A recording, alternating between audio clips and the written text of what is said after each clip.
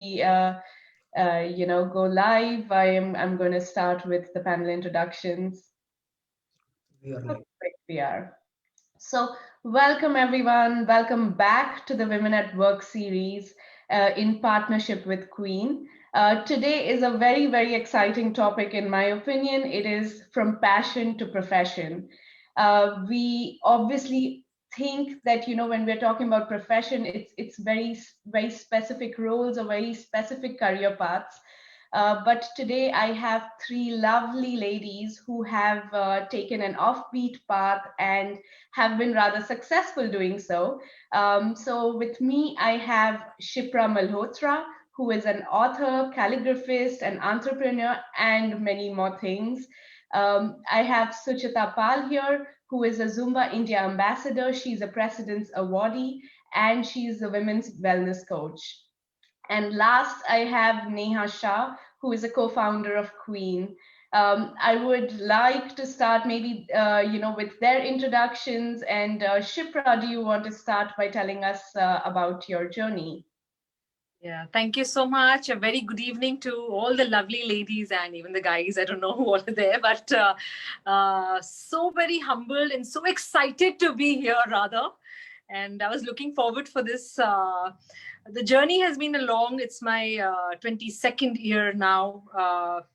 Starting off as a teenager to a teenage mom with two children, and moving on to as maybe a guitarist and a musician. And I had done one little diploma, as in the subject of calligraphy in those days, in my college days, which I pursued a little later. And sadly, all the colleges of that subject were shut down. I used to go to Colaba. And when I got back, when I was doing my first book, to get in back, touch with my teacher who had taught me that, see, so I was so excited, go back to your own guru who had taught you that. But sadly, everything has shut down because the subject was down and out from the market. And yes, and as a typical, how you have your parents telling you have to do your MBA, you have to do your engineering or become a doctor. So my parents were, I adore my parents. Yeah, my mom must be watching this.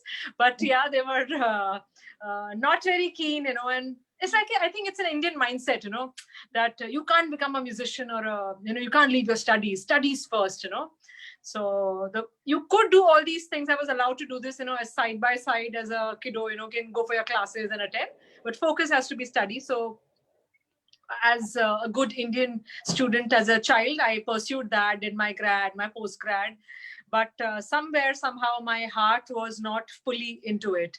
And it took me a period of, I fully got into the corporate world. And it was a period of transition of 1 decade that made me switch into my singing, which I was. To be honest, one thing which my parents had instilled in me to continue learning, because I had done these side, along with my serious studies, I had done sideline classes of art and of music, of singing and of guitaring. So all that, so that, that learning became really, the knowledge became profound. If you keep learning for 2 decades, then you can think of turning it into something serious. So what happened was, along with the corporate side, I started, that was a very serious, focused career. I started pursuing this as well. And I used to travel from Lokhandwala to Kolaba, like 4.5 hours of, I'm not a train person, so going by car was a killer. And I used to come back home with 2 little babies by 10 o'clock in the night. So somehow I felt I could have done something else, off the regular routine job. That's where even my studies, my children were in school and I was giving my postgrad exams. And along with that, I was learning to be very, very blessed to have my Guruji, Pandharinath Kolhapureji, who trained me in the Gwalior Gharana, like for more than a decade. And he was the one who encouraged, go, you can give this a try, kind of a thing. And that's where I took a little diversion, stepping very, baby steps towards this. And gradually I felt, confident over the years. And where teaching was concerned, calligraphy was concerned, which was supposed to be a total dead thing in India, it was not encouraged at all. It did not have a career. And whoever were my gurus, I have seen them lose their careers and shut it and do something else. whoever taught me this particular subject. So for me to go out in a school, and I was offered by the principal, I used to do my children's project work. That's why the principal noticed the handwriting. What is this? Who's doing this? And they always got A plus. Then they said a second grader cannot do this. She called me over and she said, why don't you do a teaching thing? And I said, ma'am, I don't know teaching. I've never done it. That's how the SUPW took off. And then I taught there for a decade. That, with the experiential learning which I had with thousands of children, thousands of teachers, hundreds of teachers, I went out in different schools and started teaching. And that gave me the confidence to write my first book.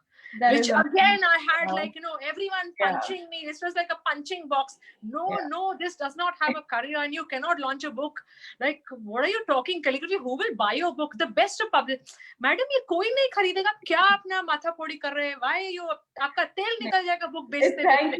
I'm repeating those words. Don't go from my ears. These are the words given to me by the senior most in Mumbai people who have told me this. And एक book बेचेगा तेल कोई नहीं खरीदेगा madam. And then we launched it eventually after 40 good rejections. Very proudly I say 40 publishers rejected me, or 40 failures you can say. Then I went into published the book. Eventually somebody did take it up, and he said, the person who launched my book, who has done the book Dabawala. So that uncle was in his 70s, 80s, so very senior citizen kind of a person. And I had done the whole book by hand. Sorry to interrupt, Shipra, but maybe, I do want to discuss this point a little bit more regarding your publishing journey. And maybe we'd get back to that after after the round of introductions. Maybe Suchita can also just introduce herself. Suchita, maybe we'd like to hear a little bit about your journey as well. Yes. So I think I always love to introduce myself as a Ranchi girl. And like any other small town girl, I pursued engineering. I absolutely loved it. And it took me to the corporate world in Mumbai. But as I always say, the 9-to-9 job took a toll on me. And I found happiness only when I danced. It was like a childhood passion. I took a very tough step. It took 3 years of really contemplating on it when I finally made the plunge into professional dance training. I was trying to balance both. That didn't happen. I got into this whole mode of social anxiety. And that's when I decided that, hey, dance is what is truly giving me true happiness. So I again made a second plunge. I'm going completely into it. But I realized what true hustle was. And I did 3 part-time jobs. Literally, one was wearing a sari, going municipal school to school, selling books for a 5% commission.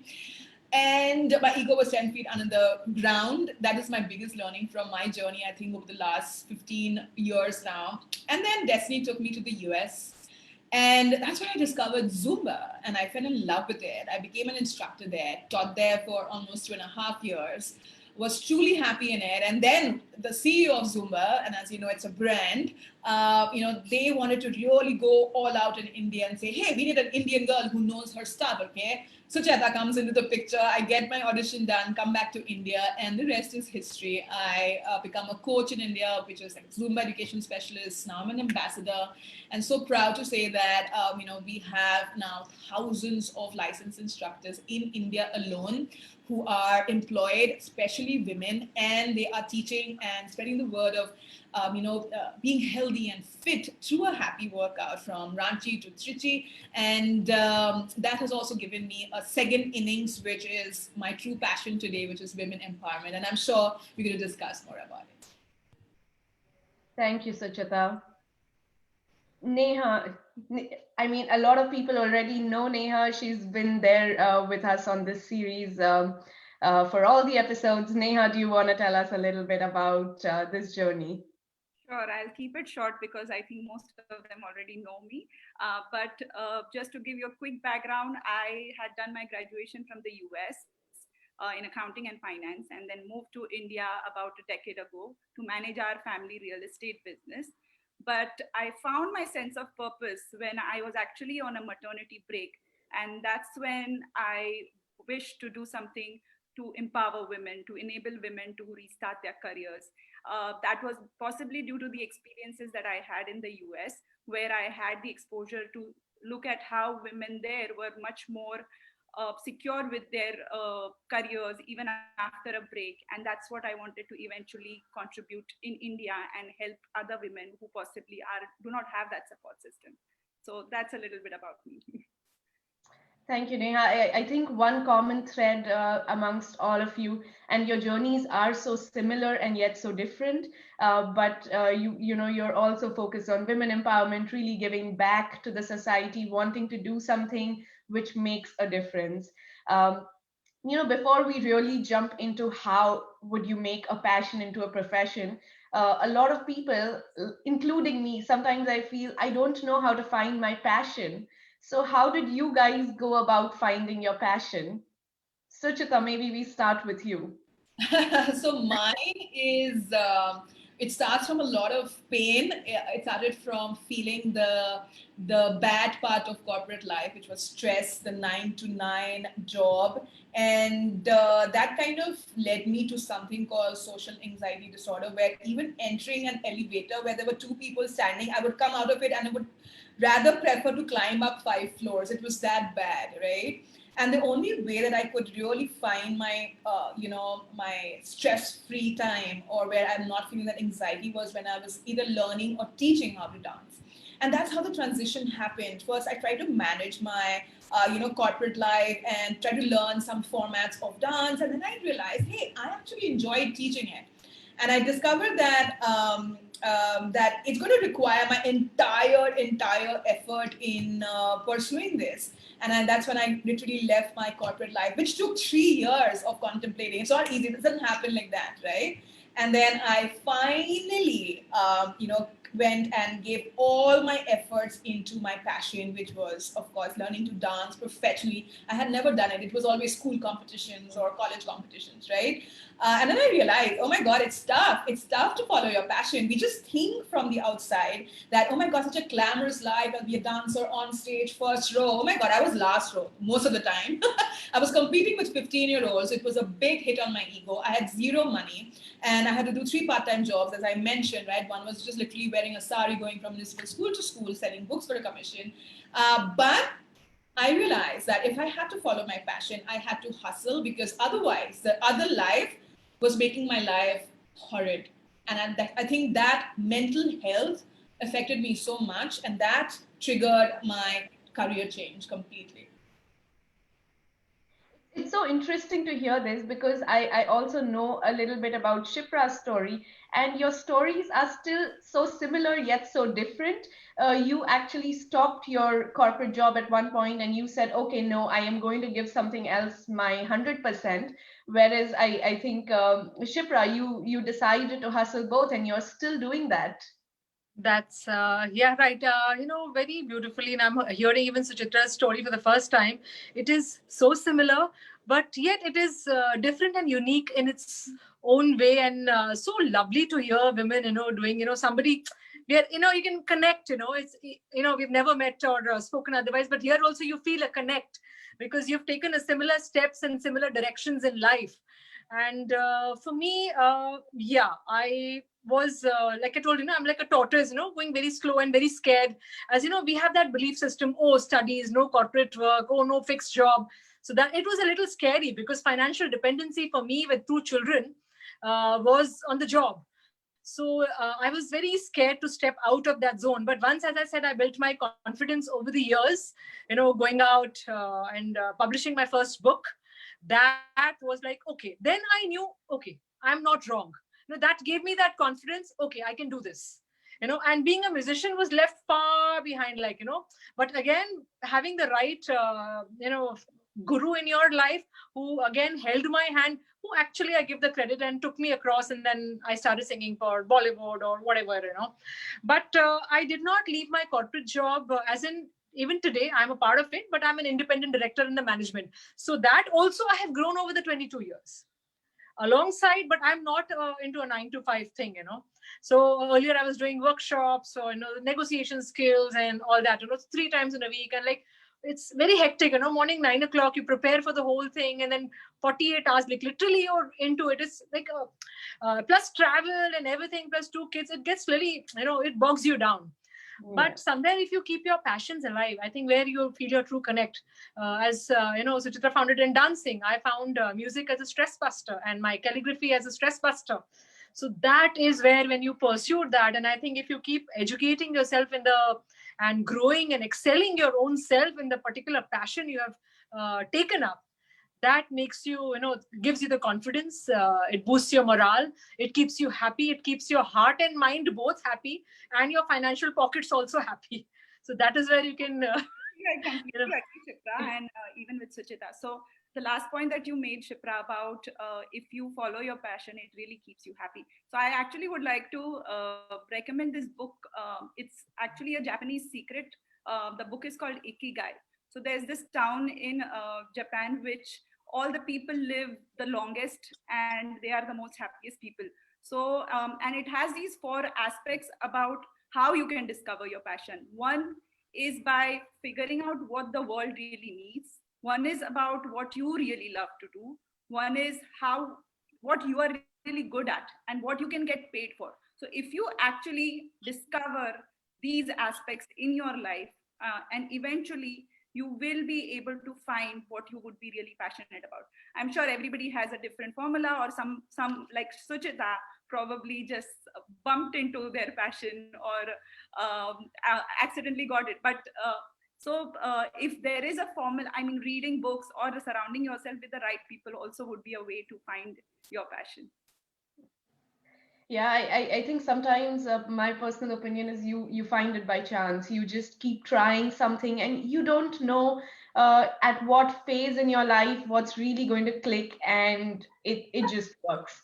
And Ikigai has been on my list for a while. Maybe I'll pick it up soon enough. So, while listening to you guys, all of you, I think, had this one point during your journey where you said, okay, I am doing something right, and that is validation.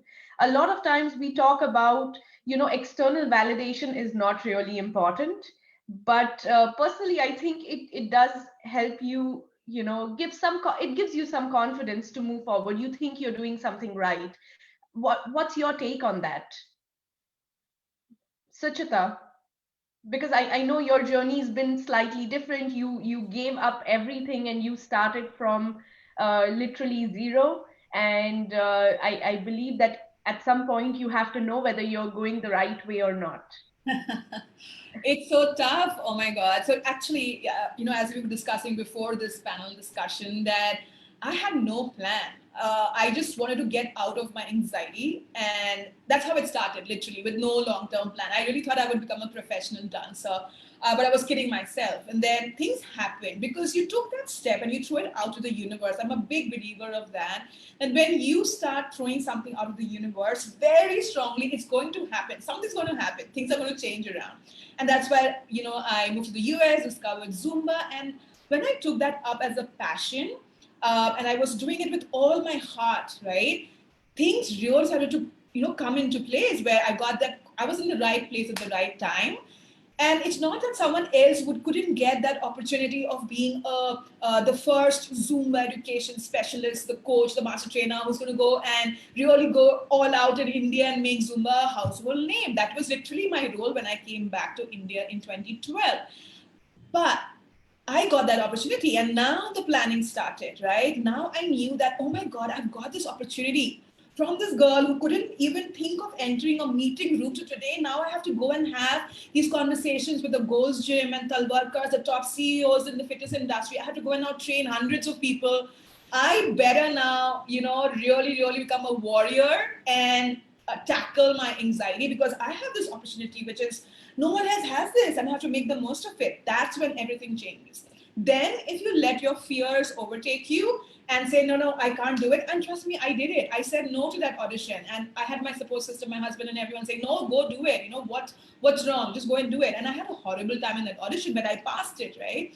And then the planning started, that I have this opportunity. Now I'm going to go all out and make the most of it. But because someone else didn't have it, I have it. And I think it's very important that when you have an opportunity, you need to start thinking long term. This is the biggest learning I had. Have a vision. It's just not, hey, what will you do the next month, but where do you see things growing? So I had a plan that in the first year itself, Zumba had to reach the major gyms. Just giving an example. So for that, I had to go and reach out to a Goals, the Workers, whatever, you name it, right? Because if the top gyms know about it and classes started there, that's when things start, really buzzing about the brand. Then the second move happened in the second year where we went to every second and third tier. Literally, we traveled, I don't know how many cities and started talking to these aspiring dancers or trainers because they wanted an opportunity to now start earning. And we went grassroots, right? And then the third year was when corporates and homemakers discovered, hey, there is something called Zumba, which is not Bollywood, it's not called Zumba, it's a brand.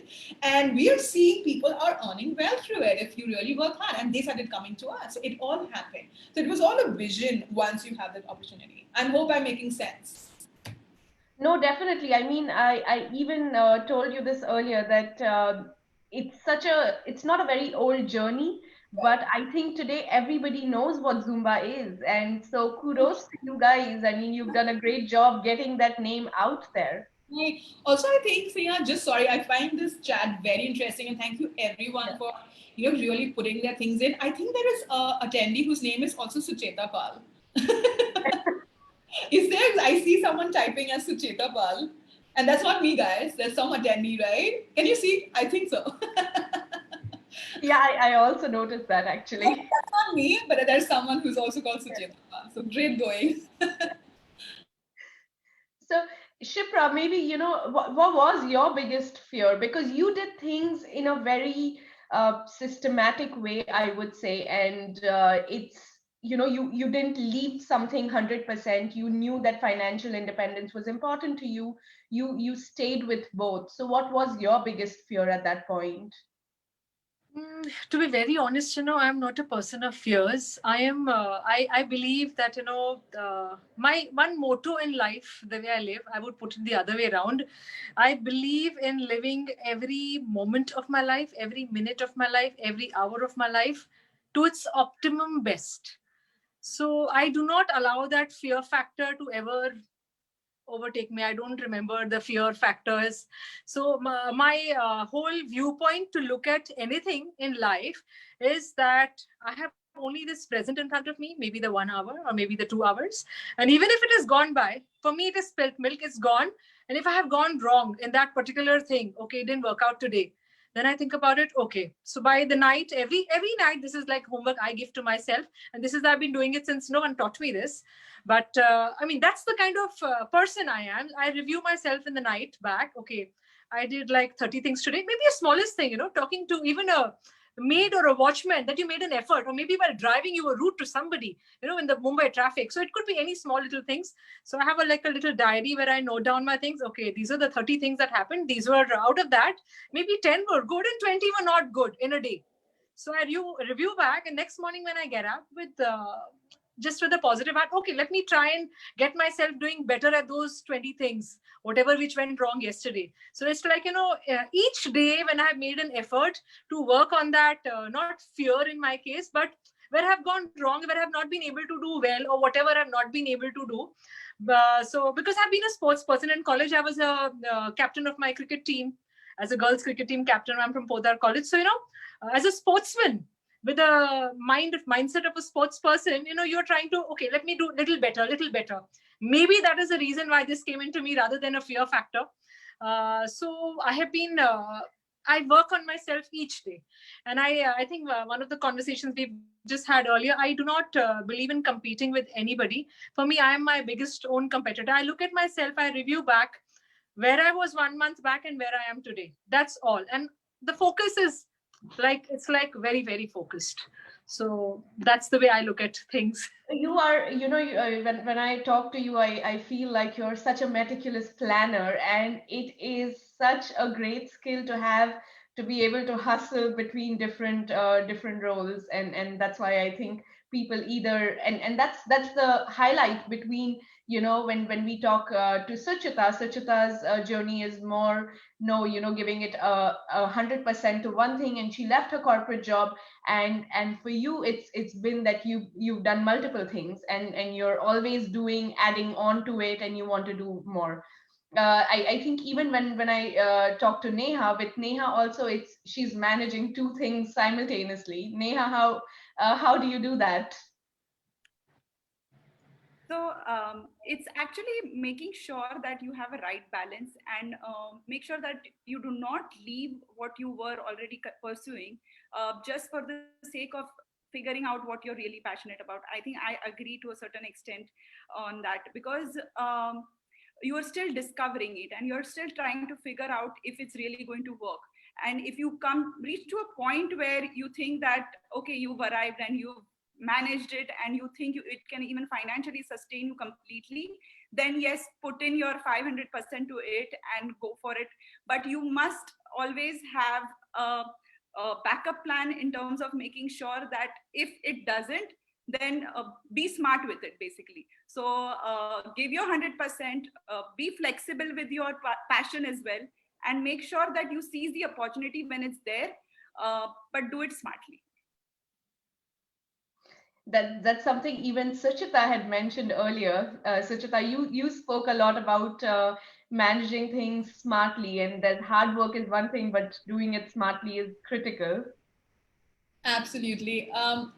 So I think what happened was when I shifted back to the US and I discovered Zumba, and I saw that, oh my God, back in India, I was struggling at 25 to be this professional dance trainer. It was tough, guys. You have to train like Olympic champions. Dance training is not easy.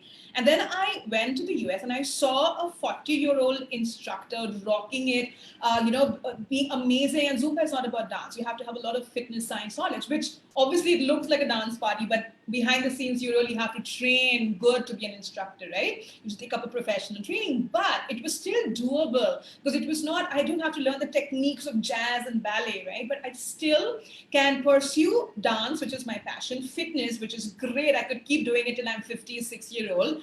And the best part is that I could earn while I'm keeping myself fit and also keep others fit as I'm doing it. So I had to then make that choice. Should I continue pursuing my dance professionally, or should I now pursue something which had that passion of dance, but I could also earn money? Because ultimately, we have to understand that there has to be things in your pocket, right?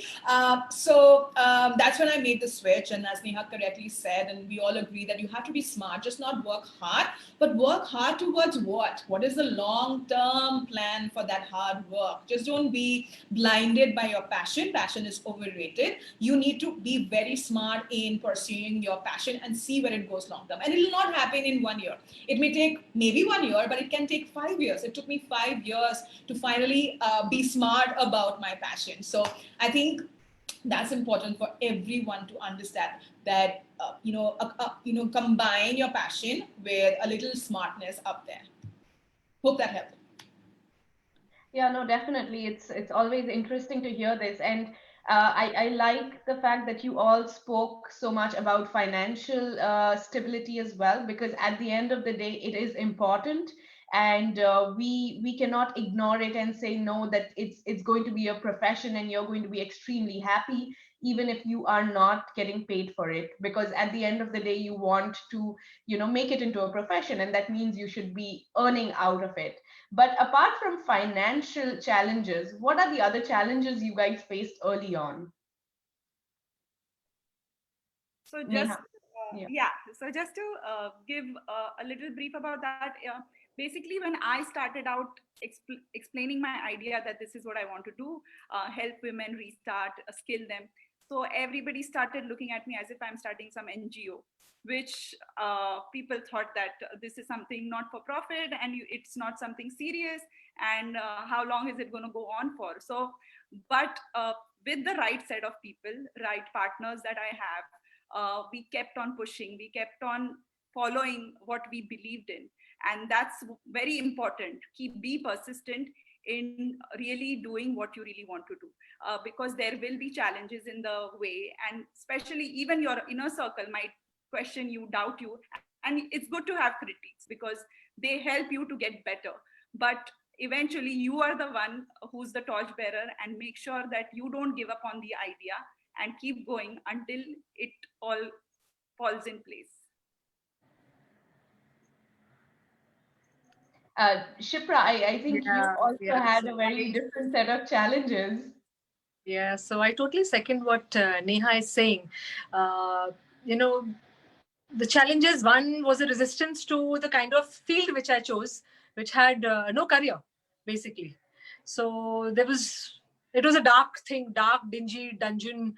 You don't know where you're heading. You don't even know how it's going to manifest. But that was my one reason, maybe, I was like a little scared and skeptical, would it or would it not? And which, once I got an opening with my experiential learning in the school, so that gave me the confidence to go take it out but over the years, to be very honest, when I was I did not know I would head here, or I would take up this particular line, or I had never thought 10 years back I'll be pursuing all three careers even till date and successful in all the three lines where I am today.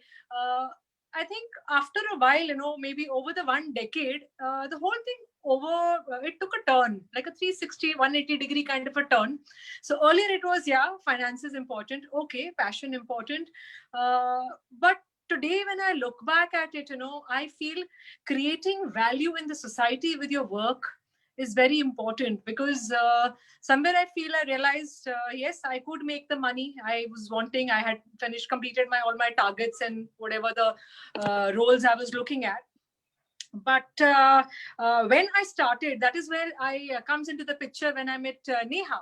That was, I think, one trigger point for me, to be very honest, that when I came across Queen, and when they put across this thing, when Neha said, so even I was like, what do you all do? Like, what is it for women, like kind of a thing?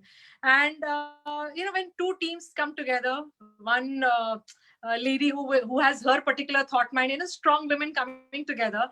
So till today, when I look back at it, I mean, I have never spoken about this. I'm telling you this online right now. I've never spoken about it to Neha or anyone in Queen. But maybe when I met them a few times and we had meetings, that was a trigger point. Why not let me do something for women? Because that time I was the sole person handling the whole thing. And one major change came around. So we were like, how could we connect and how could we associate? We started hiring teachers, and anyways, Neha and these girls were getting in ladies who wanted work. So it was a very big turnaround. See how two people meet and connect. I started creating opportunities for women to work. That's where I learned the kind of happiness that I got by being able to create opportunities for others to work and earn money. I grew like maybe 10 times more. Wo to hai hi, like that is apart. But the kind of happiness and satisfaction that gives you, that you're creating value for others in life, you're helping others also to earn. So that became a very big motto of my life today. So that was one big turnaround in my thinking. First was my passion, my thinking, that transformed into doing for the society. That made me, now, because I had a big team and my whole chunk of teachers was coming from Queen. So we went out all out. So I said, there are times, we were working with NGOs and there'll be no money, So is it okay if we work for children who are cancer suffering, children who are suffering, who didn't have money even to buy a pen or a paper? So to go all out to work, even lately we've done workshops in Chennai for a school for blind and deaf, and so we've had immense success over there also. So we are working with the best of stream, also with the IB schools and the best of people, and you name it, and we are working for the children who have nothing in life. So the kind of joy you get it's a blend of both. And the best part is big thank you to all the team of teachers, and I'm telling you, like 50% of my teachers are from Queen, and we are all out to give out to the society back with a heart of so that's a major transformation that comes in your thinking when you work, when you want to work and create. You want to leave something behind for the society and do something.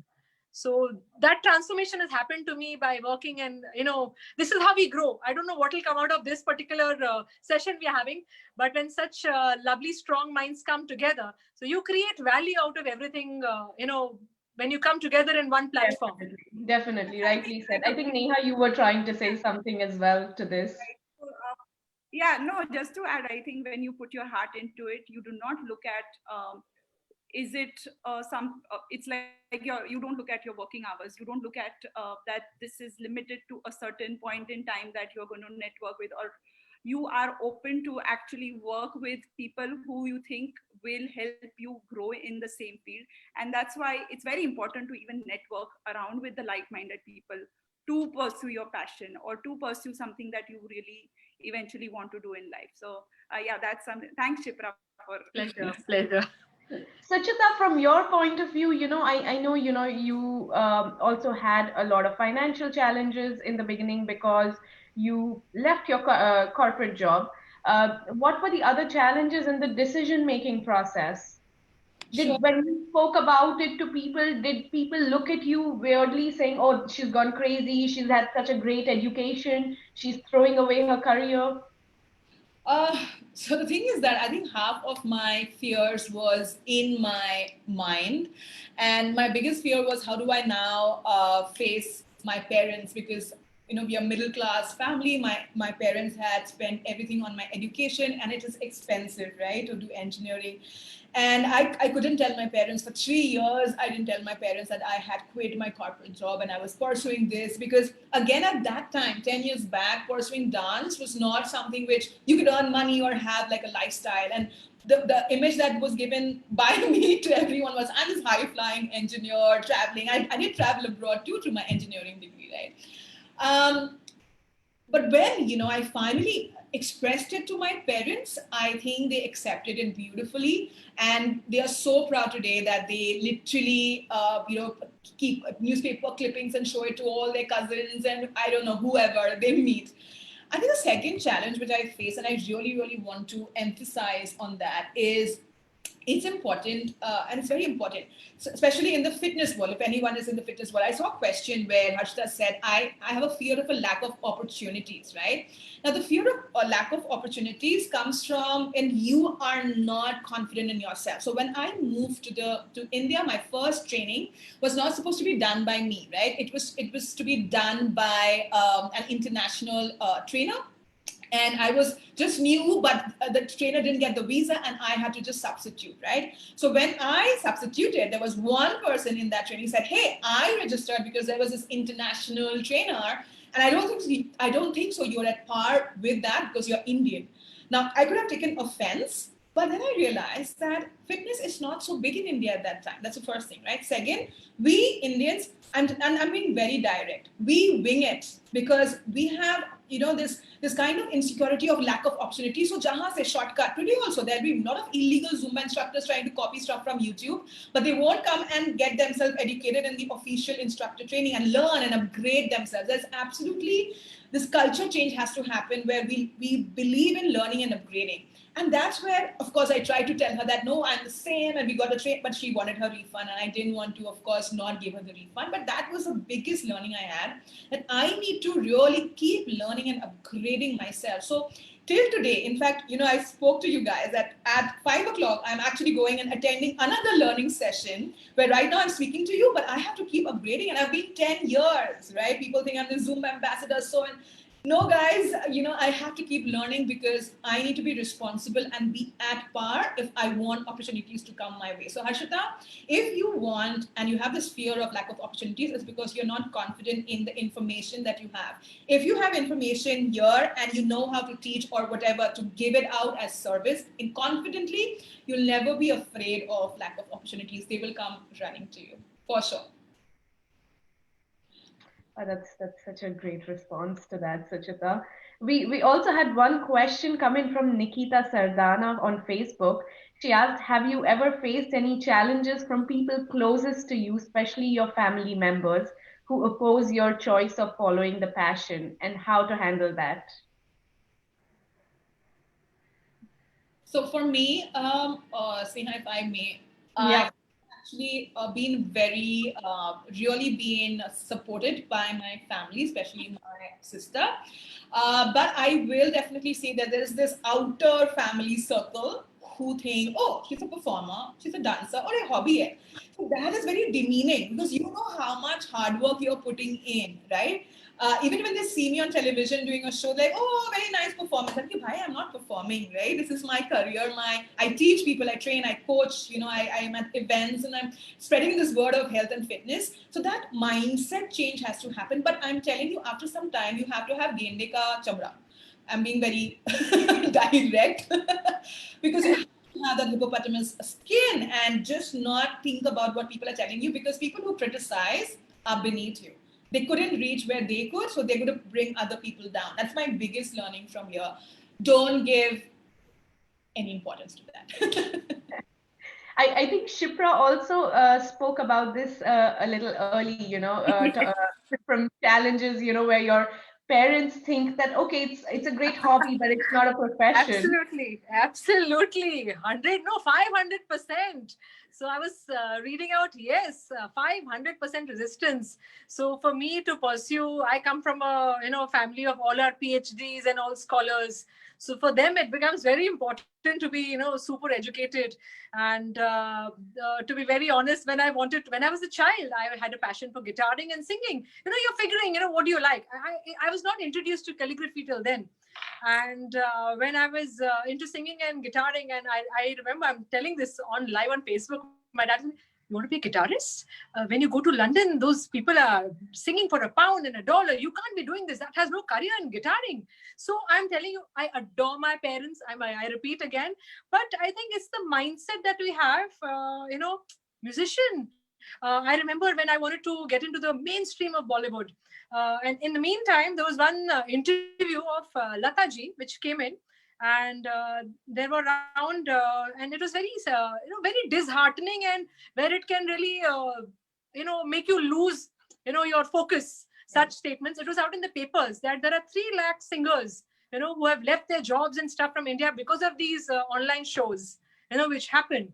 And they are coming and staying in Mumbai to look out for jobs, and later on they were facing issues. And I have a lot of friends in the singing faculty, but somewhere, even in singing, so I would say, when I talk about singing, okay, I'm a guitarist. I did my courses from Berkeley's here, there, but I started education in that field also. I have a music school. All right.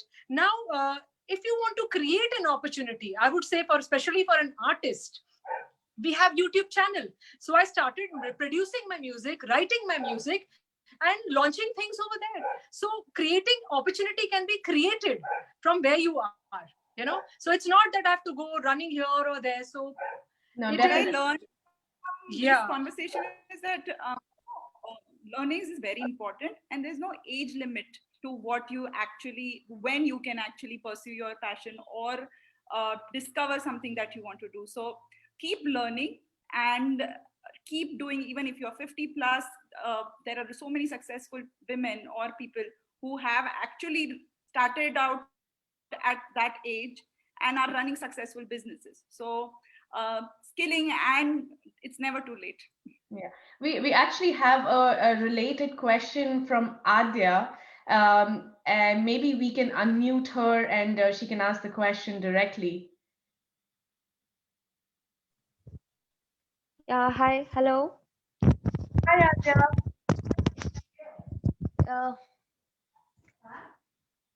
Adya, we thought it would be great if you asked the question directly.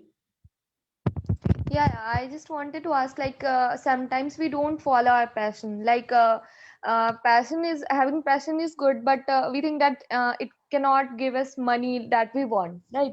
So, should we follow our passion once we are successful, so that if we fail in our passion, that does not bother us much, like we are not successful, or like we lose hope sometimes. Yeah, to answer that. Yes, please. So I read that question, Adya, and I was like, Yeah. wait to answer that. And I'll tell you from my personal experience, Adya, is that be practical. You need to have, and there's no time, right? Like, I think if you have a safety net, it's good, but you'll keep waiting if you want to be successful. Obviously, you want to change your career and passion because you're not happy doing what you're doing, right? Again, let me tell you this. Leaving a corporate job is again overrated. You can actually follow your passion in a corporate job. Today, when I think about it, I love women empowerment. I could actually stay back in TCS, and if I had discovered my passion was women empowerment, coaching, teaching, I could have started working with the HR there and doing so many other things, right? And shifted there. I didn't have to follow dance, right? Dance was just a stepping stone. Zumba was just a stepping stone. So first that, right? Second is that have a 3 months backup. Definitely have 3 months of backup where you have the financial stability, and give yourself 3 months and have one support system, whether it's a friend, sister, brother, who will support you at least in the basic roti, kapra, makan, right? Like a place to stay and some food to give you, because you have to hustle. Now, if you're going to be afraid of that, then please don't quit your career, because it's going to be tough. Put your ego 10 feet under the floor and go for it. I taught at birthday parties, guys. I taught dance at birthday parties. And, I taught from home in the US, where bachas used to come at home and I used to teach them dance, and where all I used to take them to have these dance competitions and just earn like hardly anything, peanuts. It's fine. It not happen today. And that's the problem, right? If you think about us on social media and you think, oh my God, wow, what a life, but that's not how it is. I love that you're part of this, workshop, this panel, because now you're listening to the backstory that we all had this journey of hard work and we were pursuing it. And I'm telling you now, be smart. Have 3 months of that financial planning done so that you can pursue it. And last but not the least, don't wait. Have a plan of what to do and then just go for it if you have that 3 months of backup. Because that is also fire behind your tushy, right? That I just have 3 months now to go do whatever I have to go, right? So give yourself that fire, and then I promise you, you will be able to do something about it, and then more doors and windows will open up for you, for sure. I hope that helped, Adya. Would like to Adya, add would that- something to that, Yeah. may it be your passion or may it be your profession, anything takes time to manifest. Even if you take up a profession, you can't become overnight super successful. It is going to take time. So you have to give that benefit of doubt, and you have to give it time for anything to happen and, be successful at. That's what I'm saying. May you be successful in your passion or profession. It takes time. You have to put in a lot of, you have to hustle, as Sucheta is saying, you have to really work hard. I don't know about others, but, we all are very hardworking. There have been times for 4 or 5 years, I've just slept 3 hours. I did not have time because when you have to shuffle and grow yourself in 3 different fields and you have to master them all, you have to slog it out. No, Nothing comes easy. I even think, Shipra, to add to your point, that it's true that even when you're thinking of a professional change and where you're thinking of just within corporate to corporate, even that is not risk-free, right? Even that takes time, that takes Absolutely. that little risk. So when you're thinking of changing it to, something you're, maybe pursuing as a hobby, that takes that effort. Yeah. I think we have one more question to the audience before we wrap up from Krishna Raj. Yeah, good evening to all of you, and thank you for the opportunity. I have precisely asked you the question here, possibly if you can read, or let me reiterate. So is it necessary for you to start up early in life, because that then gives you the opportunity to fail or to rediscover yourself? And be successful in life, because there aren't much opportunities left anymore? Do you think starting early is important? No, I feel, age is no bar to achieve success and start. There is no age to start. You can start at any point of time.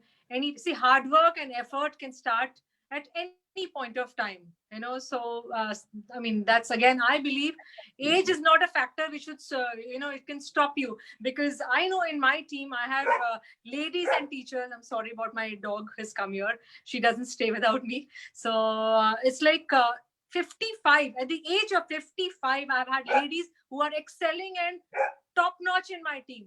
So, yeah. No, that's true. I completely resonate with that too, that, there is no real age.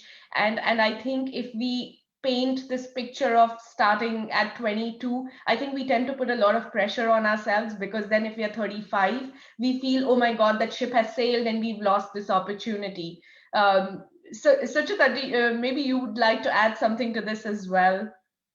I am a big believer that age doesn't matter whatsoever. I think it's important for everyone to understand that. And I'll take personal examples. I don't want to get all philosophical today. I'm going to be 40 next year, right? And I'm sure a lot of women who are watching it are in that kind of age group, 35, 45, or younger or older. And I have an 11-month-old baby at home, no nanny, no house help whatsoever, right? So it's important for everyone to know this, that it's very, very tough as a new mom to first of all, nurture the baby. Your hormonal disbalances are happening, and you're all emotional. शुरू में कोई ममता वाला feeling नहीं आता है, but then you're all motherly. And you want to give everything, but you also have your own identity, right? And you are holding on so strongly to it.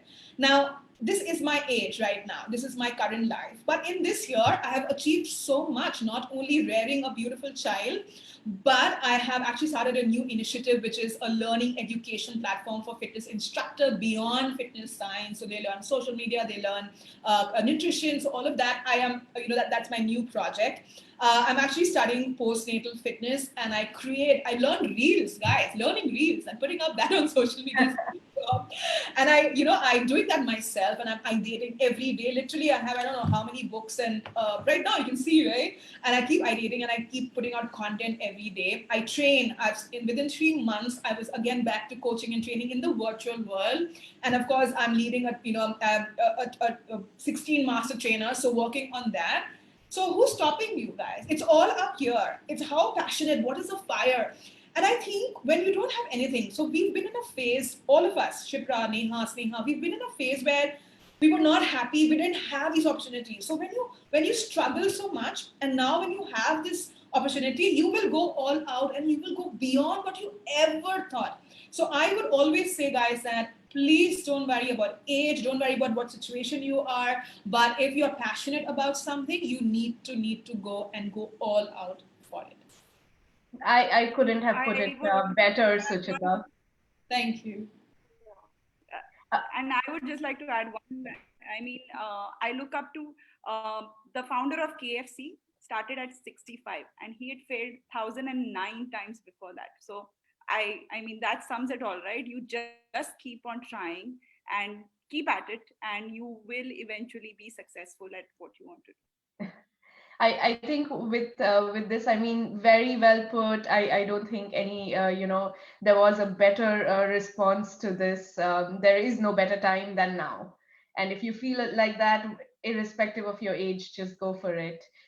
It's been a great discussion so far, and I would like to use the last couple of minutes to just do a final round of takeaways, a final advice that you'd give to somebody who's thinking of making this transition. And maybe we start with you, Suchita. I know you need to leave in 3 to 4 minutes. So.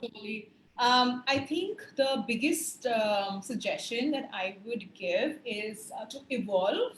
That's been my biggest learning, is that the moment you stop evolving, you are no longer relevant. So to be relevant, to be successful, and successful is your definition, right? You define your success. You need to always evolve and keep learning. Second is that there is the balance of family life and work. Again, I don't like that word at all, guys. There's what balance, right? It has to, it's, when you're with family, you're with family. When you're at work, you're at work. That's balance, right? So don't worry about all the work-life balance. Third is that be absolutely clear with your support system, what your goals are in work, and at work, be absolutely clear what your goals are with family, because it is important. And with time, let me tell you that I spent a lot of my years completely focusing on my work, and I kind of really ignored my family, and that took a toll on my work. So please understand, success means not just at work, it also means how successful you are in your family, in your personal life. And last but not the least, please take care of your health. I've suffered, and I would always say, choose something which you love, not because it's a trend, something that you enjoy, whether it's yoga, Zumba, of course. But my women, it's so important that you give priority to yourself first, because if you don't have that, you can't pursue any of your passions and your career. So that's it from my end. Thank you, Suchita. Shipra, what's that one takeaway? That one piece of advice? Do what makes your heart happy. We have, I believe, something called the inner voice. So when it's coming to you back again and again, so one thing very important, health has to be in place to be able to do whatever you want to. If health's not in place, then you're not able to, do things what you're able to, because then your whole thing is diverted onto your health. So because I faced a lot of health issues initially, in the initial decade. So like maybe while traveling or while working, you take a little bit of, stress or burden on yourself. So rather than stress or burden, one, I would say health. So do yoga, Zumba, whatever. So once your health is in place, that means not just physical health, mental health and physical health both. Then you can go on, I would say we get one life. I get one life as Shipra. I get one life as Neha. One is, Suchita. So it's like, go all out. Go all out and do it. Come however old you are, maybe you're 16 or 60, doesn't really matter. It's one life as what I am born here today. Go all out, worth the risk, but be smart, be wise, and don't be, rash and arrogant in your decisions, but wisely go step by step and go do it. Just go do it. You have nothing to lose. That's it. Thank you, Shipra. Neha, any last words of wisdom? I think Suchita and Shipra covered it all, but just to finally say, follow your heart. I think follow your heart, do what makes you happy. Do your research, obviously, make a plan and make sure you execute it. Execution is very important because we do get tied up in just figuring out, okay, should I do this or that? But eventually you need to execute and make it happen. Thank you so much, lovely ladies, for this great conversation. I personally think I took away a lot, and I am confident that a lot of people listening to this are also going to be empowered, inspired to do something and take that next step. Thank you, everyone. Pleasure. Such a pleasure. Thank you. Thank you. Thank you so much.